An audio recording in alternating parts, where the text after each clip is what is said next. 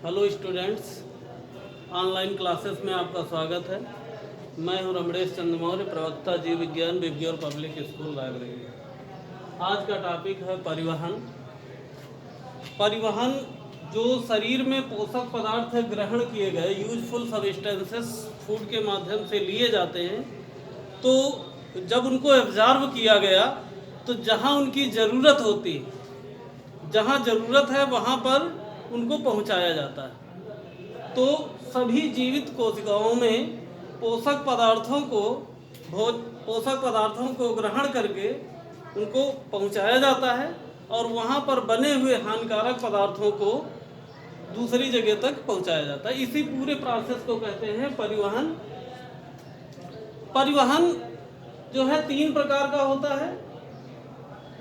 यानी जो जंतुओं में परिवहन है, यानी पोषक पदार्थों का परिवहन या हानिकारक पदार्थों का परिवहन, ये 3 मेथड से होता है। जल का परिवहन, यानी जल परिवहन तंत्र,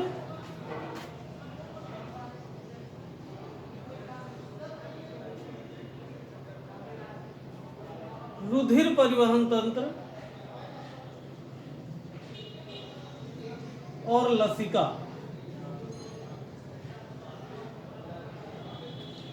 पोषक पदार्थों या हानिकारक पदार्थों को लाने और ले जाने के लिए जीवधारियों में ये 3 प्रोसेस होते हैं। जल के थ्रू इधर उधर पहुंचाया जाता है, जैसे कि इसमें स्पंज पढ़ा है। स्पंज यानी पोरीफेरा संघ के सदस्यों में ऐसा होता है। पोरीफेरा संघ के सदस्य में होता है, सीलेंट्रेट्स में होता है,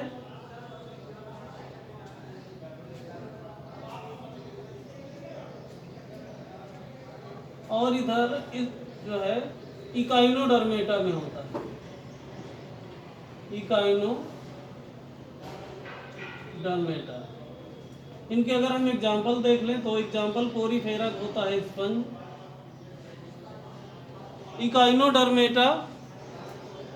इकाइनोडर्मेटा में ये, सीलेंट्रेटा में हाइड्रा, और इसका होता है स्टारफिश, सितारा मछली।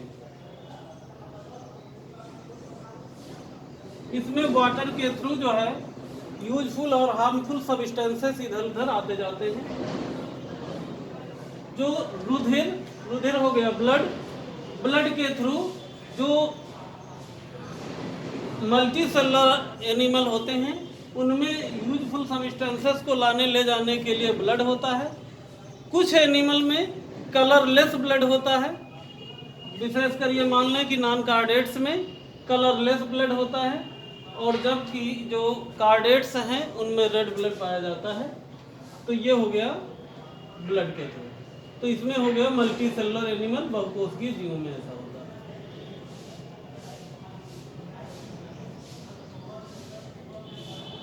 बहुकोशिकीय जीवों में ऐसा होता है। लसिका, इसी कार्डेट में ही जो ये एक छना हुआ रुधिर होता है। जो लसिका है ये छना हुआ रुधिर होता है जो सीधा ऊतक कोशिकाओं के संपर्क में होता है, और इसमें से हानिकारक पदार्थ और लाभदायक पदार्थ दोनों इसमें पाए जाते हैं और इन्हीं के थ्रू परिवहन होता है। फिर तो ये भी हो गया कार्डेटा संघ में ही स्पेशली होता है लसिका, और एक तरह से कार्डेटा संघ के जीवों में लसिका परिवहन तंत्र पाया जाता है। इसके बाद अब टॉपिक आएगा रुधिर परिवहन तंत्र, यानी रुधिर के विषय में बताएंगे।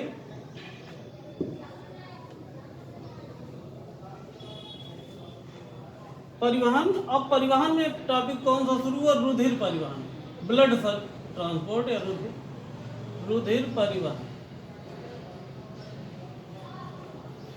रुधिर परिवहन के लिए जरूरी क्या क्या है कि जो रुधिर है, रुधिर परिवहन, इसमें रुधिर के माध्यम से ही पोषक पदार्थ इधर उधर आते हैं। इसमें मेन रूप से आएगा रुधिर यानी ब्लड,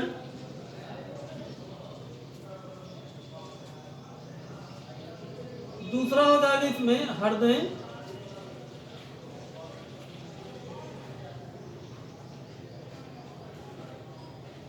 और इसमें हो जाएगा आर्टरी और वेन,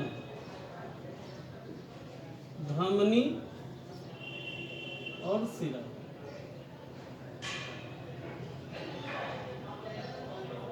अब आपको हम टॉपिक पढ़ाएंगे रुधिर, जो कि मुख्य टॉपिक है, इसी को बेस फोकस करके पढ़ाया जाना है।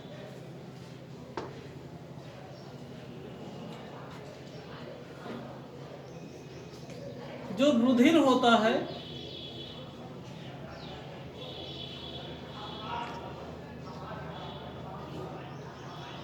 रुधिर तरल, गाढ़ा, लाल, चिपचिपा,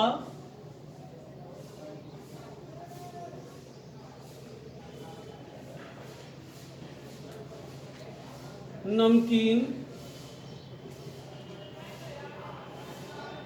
हल्का क्षारीय,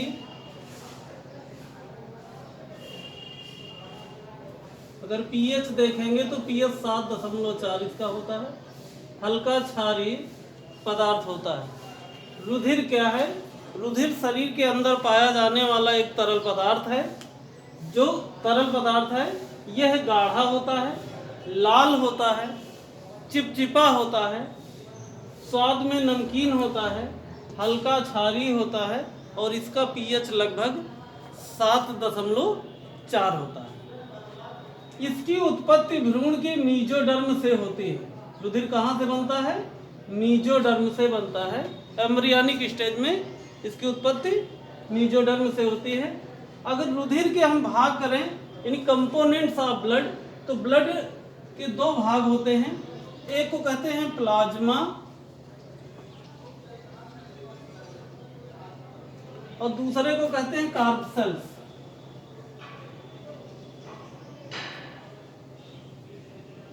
कार्पसेल्स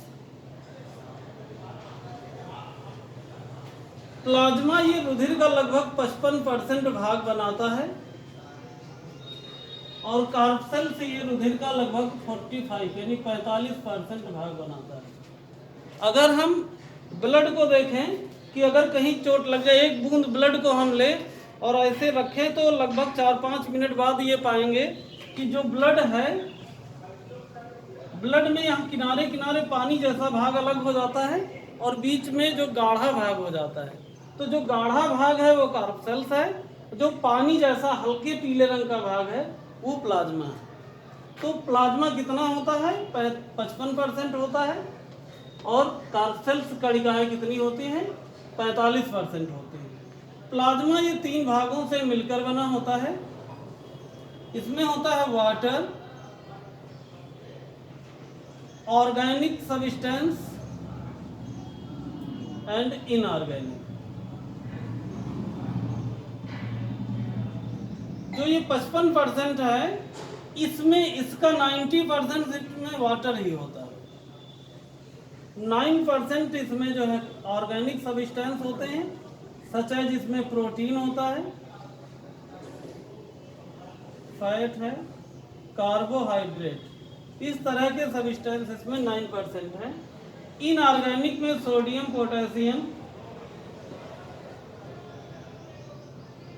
कार्बोनेट, सोडियम, पोटेशियम, मैग्नीशियम, इनके कार्बोनेट होंगे और या सल्फेट होंगे। के सल्फेट और कार्बोनेट ये कह सकते हैं, सल्फेट या कार्बोनेट ये सब इसमें पाए जाते हैं। कार्पसेल्स, कार्पसेल्स के होते हैं 3 भाग।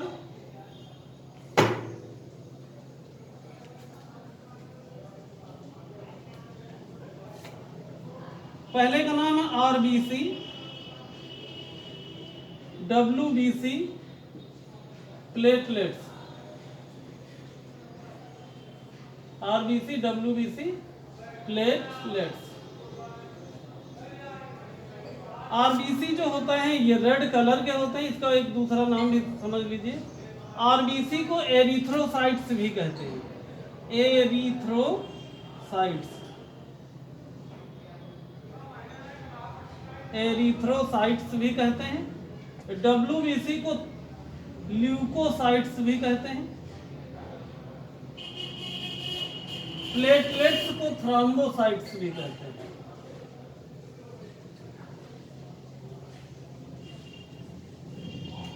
आरबीसी जो रेड कलर की होती हैं, WBC व्हाइट कलर की होती हैं, और ये कोई कलर नहीं है। आरबीसी जो है इसका जीवन काल 120 डेज होता है। इनका जीवन काल लगभग 4 से 7 दिन होता है। इनका जीवन काल लगभग 10 दिन होता है, बनने से 10 दिन।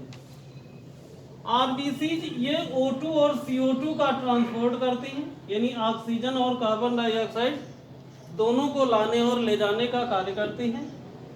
WBC जो है ये सुरक्षा का कार्य करती हैं, प्रोटेक्टिव नेचर की होती है, प्रोटेक्शन का वर्क करती है। WBC प्लेटलेट्स जो है ये ब्लड क्लॉटिंग के लिए जरूरी होती है। इन्हीं के साथ ये जब रहती हैं तो चोट लगने पर रुधिर का थक्का बनाने के लिए जरूरी होती हैं प्लेटलेट्स। तो 3 फिर से नाम बताइए जरा। आरबीसी, WBC प्लेटलेट्स, आरबीसी का सेकंड नेम क्या हो गया? एरिथ्रोसाइट्स, WBC का ल्यूकोसाइट्स, थ्रोम्बोसाइट्स प्लेटलेट्स का हो गया। रेड ब्लड एक कार्बसेल्स इसका पूरा नाम है, तो ये रेड कलर की होती हैं, प्रेजेंस ऑफ हीमोग्लोबिन। WBC में हीमोग्लोबिन नहीं होता, ये व्हाइट कलर की होती हैं और उसमें कोई कलर नहीं है। ये 120 डेज इनका जीवन काल है। आरबीसीज का 120 दिन बाद ये नष्ट हो जाते हैं। इनका जीवन काल लगभग 1 सप्ताह के आसपास होता है और ये लगभग 10 दिन होते हैं। O2 और CO2 का परिवहन, ऑक्सीजन, ये आरबीसी का कार्य है ऑक्सीजन और कार्बन डाइऑक्साइड का परिवहन करना। WBC का कार्य है सुरक्षा करना, जो हार्मफुल सब्सटेंसेस ब्लड में चले जाते हैं उनको मारकर नष्ट करते हैं। और प्लेटलेट्स क्लॉटिंग के लिए जरूरी होती हैं, चोट लगने पर रुधिर का थक्का बनाती हैं जिससे रुधिर का बहना बंद हो जाता है। अगर हम इनकी संख्या की बात करें तो जो आरबीसी है, आरबीसी की संख्या 50 से 55 लाख पर mmHg। एक mmHg ब्लड में इनकी संख्या 50 से 55 लाख होती है। ये पुरुषों में होती है, स्त्रियों में थोड़ा कम इसकी होती है, 45 से 50 लाख पर mmHg। WBC की संख्या लगभग 5000 से 9000 होती है और प्लेटलेट्स की संख्या लगभग 2 लाख से 5 लाख होती है। 2 लाख से 5 लाख होती है इनकी संख्या। जो WBC है, WBC के 2 भाग होते हैं, तो हमें डालना पड़ेगा।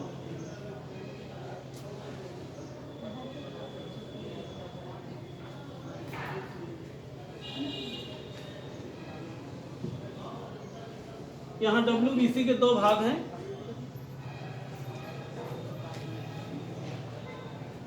एक का नाम है ग्रेन्युलोसाइट्स,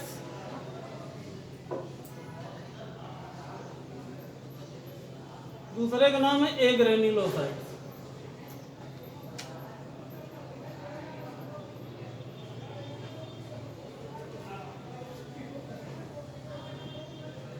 जब ऐसे इसकी सेल्स बनेगी तो सेल्स का जो साइटोप्लाज्म होगा, अगर ये दानेदार है तो ग्रेन्युलोसाइट्स, अगर दानेदार नहीं है तो एग्रेन्युलोसाइट। ये WBC के भाग बता रहे हैं। WBC में 3 पार्ट होते हैं। एक का नाम है eosinophil, eosinophil, basophils, neutrophils.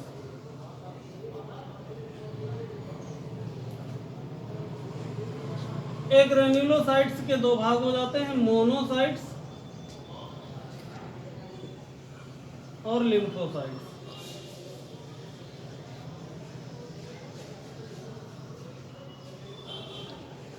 Eosinophil जो हैं ये इओसिनो सब्सटेंस से इनको जब कलर करते हैं तो रंग जाते हैं, इसीलिए नाम इनका इओसिनोफिल्स। और इनका संबंध एलर्जी से होता है। जब एलर्जी यानी एक तरह से जुकाम होता है तो इनकी संख्या बढ़ जाती है। इओसिनोफिलिया जिसको कहते हैं, इन्हीं की संख्या बढ़ने के कारण होती है। एलर्जी से संबंध। और ये मेथिलीन ब्लू से, इनको इओसिन से रंगते हैं, इनका मेथिलीन ब्लू से रंगते हैं। तो इनका नाम क्या है, इओसिनोफिल। और दूसरा बेसिक मीडियम में रंगते हैं तो बेसोफिल्स। और इनको दोनों से रंगा जा सकता है, एसिडिक और बेसिक दोनों से। तो ये दोनों का संबंध किससे है, एलर्जी से।